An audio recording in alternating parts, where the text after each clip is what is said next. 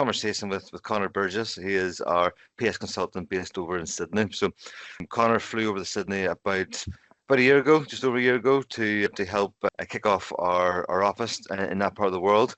Hugely exciting venture for not only Connor but for us as an organisation. Up until about 18 months ago, we were solely UK based, but this was our first office outside of the UK and Ireland. So it's a major milestone for us as an organisation. Over the last 18 months, been a lot of change. We've sent over a few more people from the UK to that part of the world. Towards the end of last year, we started to recruit on the ground as well, as in terms of additional salespeople, a project leader, a marketing manager, a pre-sales consultant, and a number of different roles. So it's really starting to kick off in Sydney. So we thought we'd do a few of these kind of conversations to help shed a bit of a light on the project in that part of the world. And Connor has kindly agreed to have a bit of chat with me, talk about his experiences over there, what he's doing, what he's worked on over the past few months, and how you find things in general in Sydney. So thanks again for joining us, Connor. It's much appreciated. Suppose that the first place to start is if you just start by telling me a wee bit more about your role at Totalmobile and what kind of led you to being asked to support the APAC expansion. Yes, PS consultant, been involved on a range of projects from some smaller housing ones when I first started with Totalmobile through to some of the commercial and infrastructure projects, which is the team I sit within, where we get the weird and the wonderful and really make the most of what the products can do, because they don't just fit that cookie cutter mold of housing and local government. So when the APAC expansion came up, C&I was quite a big area for over here, because Australia, mining, oil and gas, renewables, all of those sort of areas all fit within C&I, and that's kind of like sort of the main things of Australia that I knew about at the time when applying to the role for what had come up. It was a role that had been the opportunity to be part of a new sort of startup team, but while using an existing product that's already established. That was already great. In my previous role, I had been part of a very, very small team at a smaller level, building new business and things like that at my old organization. So it was something that I felt like I could do a bit more of. It would be good to be involved with, and just getting that sort of hands-on, getting those ideas across, getting okay, what do we need to do? Because when you're starting in a region, that sort of customer-centric, making sure they're getting their needs met, etc., to build that brand and that awareness, really important. Okay, excellent. And for those of you who don't know, C&I is commercial and infrastructure. Is one of our key verticals here in Totalmobile. So when you first heard that Sydney was on the cards, Connor, what was your initial reaction? I was my typical self, and I went and researched everything there was to know about Sydney and the potential job role, and made a little action list of what things to be aware of, what things to avoid, what things to look out for. I also reached out to some of the colleagues that were over here just to find out more information about what it was like over in Sydney, and also reached out to some friends that I knew had been over here for working, etc., just to see what Australia would be like before I even thought about applying for it. And then the important bit was I got my wife's permission. The real boss. Yeah. And then had a chat with my manager at the time, which was Tracy Hamill, about it, to put in for it, because I considered myself more of a junior member of staff at that point, and if I would even actually be considered for the role, which made me work extra hard preparing and going through the interview process, etc., to make sure I had everything ready and ticked off as much as possible. Excellent.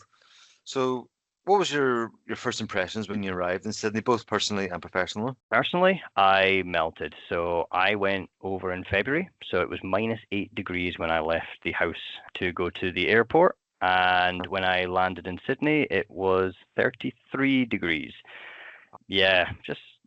And Sydney's been great for me. I was a lot more rotund when I came over here, and I didn't do well. I think on the second day I had to hide in a darkened room because I'd gone out for an hour without a hat on and gave myself heat stroke.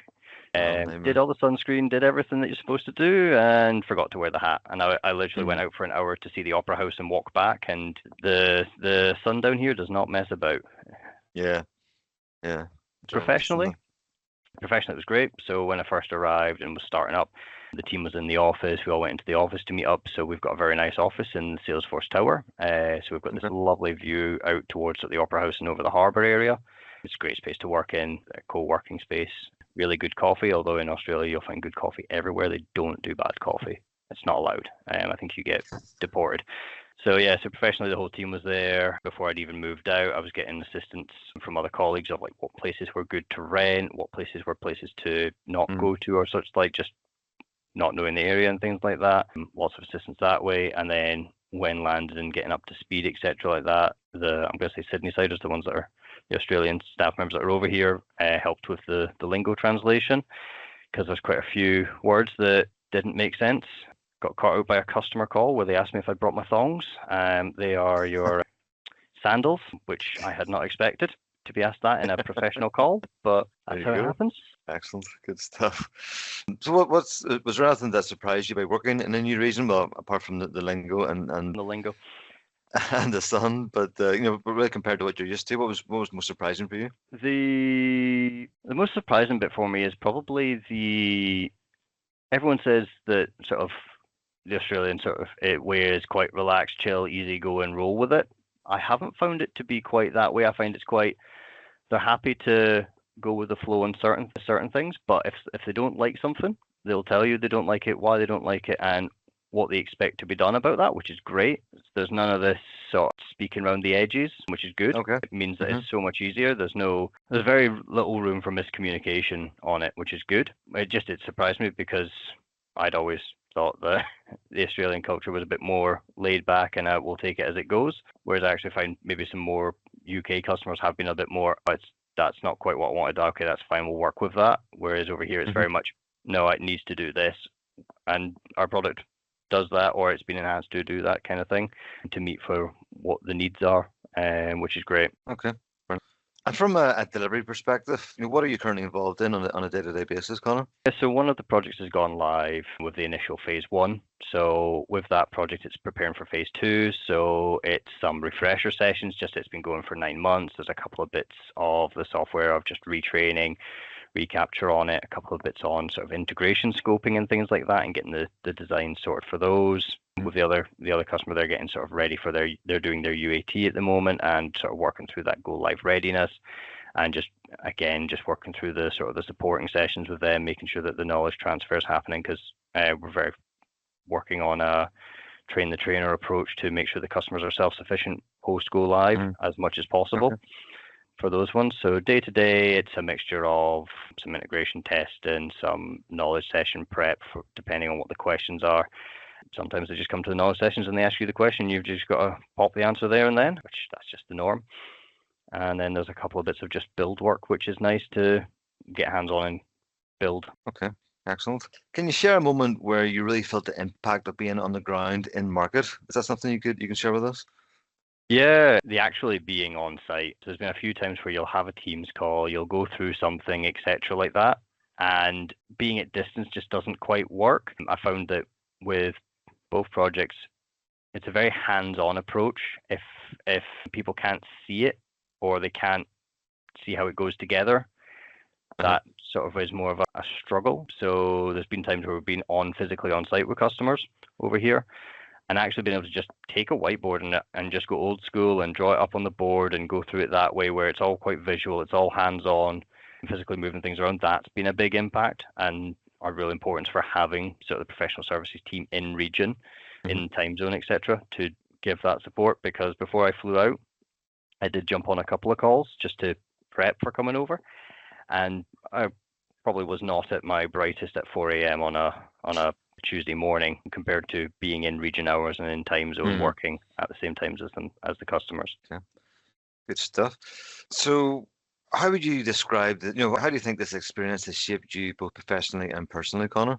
Professionally, it's been a great opportunity to sort of step up and push with what do we need to test in region, what do we need to make sure, what's the feedback from in region, what's the priorities, because they are different to in the UK to product requirements and things like that. Just even sort of little things like how multi-time zone is presented, which obviously isn't a factor in the UK, but over here you've got 5 or 6 different time zones that can really impact on, well, how does a person see it on their device, to how does it appear to the person doing the scheduling, etc. And just all this little bits of feedback that you can think about from the UK, but you don't see it until you've actually been through it to use it. That has been a great boost and push. Personally, it's been quite a big journey for myself over here. So actually for the first 3 months, just because of visas and the fun and joys that visas are, I actually had to spend 3 months apart from my wife. It turns out until that 3 month point, we had not actually been apart more than 3 days. So that was a learning experience for that one, which was good. And also the healthcare service over here is far better. So I also, from a personal point of view, found out I had autism. So that was also a bit of a professional and personal growth to see how that shaped and affected how I see things and communicate to things. Okay, thanks for that. Thanks for sharing, Connor. Yeah. So what new skills have you gained over the last 12 months that will help really carry you forward in your career? The skills wise, I've had to move more into a sort of a solution design and sort of doing more of the design brief, more of the integration designs than I had done them previously, but it was more of taking what had been built by the UK aspect, whereas over here it's been more building those out, passing those back for review, going through the checks, what's required, etc., and improving upon those to meet, and also a lot more with where the customers are wanting enhancements, the scoping, what those enhancements are, what screens that affects, what's needed for that, to then work with the product design team to make sure that what's delivered matches to what the customer needs, and just making sure that those have been covered off. So that's been quite a big bit of growth for me personally in a professional capacity. Okay. And I suppose just to finish off, just the last couple of questions. What advice would you give to someone who might have a similar opportunity in the future, either here at Totalmobile or somebody else who might be viewing this podcast externally? Yeah, take it. It's a huge opportunity. Just being over here is great. The team's really great to work with. The opportunities are they're all different. They're all challenging in a good way. They're intellectually challenging. It's probably the better way to say that. The ability to be over here or already over here and working on these with the different products. I really love the products. I used to be a customer many years ago, so I've always enjoyed using the products. So it's great when you get to work with what you enjoy working with. Yeah, if it comes along and it looks like it fits, go for it. The worst thing you can do is go for it and try. Your worst you'll get is a no. You can't go. Brilliant, excellent. And finally, what excites you most about the future of Totalmobile in Australia? So there's quite a few potential things coming up, like the different sectors. Like I find the mining industry quite fascinating, just the size of the machinery, etc., and the scale of the operations that they work on. There's a local mine back home, and you could drop that into a porter cabin that they have over here. It's just so tiny compared to the size of the operations, the size of the equipment, etc. So I'm kind of hoping sales gets something like that for it, because that would be interesting to do and work on and work out the inner workings of how they plan, maintain, manage, and do any repairs, maintenance, etc. for that. I think that would be absolutely fascinating to work on. It's the varied opportunities. There's just so many different opportunities over here, and just lots of potential areas where the software applies to that it could be used for. Yeah. Even observing from where I am within the business, it's been really interesting to see how Totalmobile's grown into completely different areas like mining and gaming and oil and gas, all sorts of good stuff. So it's even from my perspective, it's interesting to see how Totalmobile is going to continue to expand in that region. But look, that's all the questions I have, Connor. So I really do appreciate you jumping on, particularly after a busy working day. It's 9 o'clock in the morning here, but it's an early evening where you are. So I appreciate your time, and yeah, best of luck for the rest of your time in Sydney. Thank you.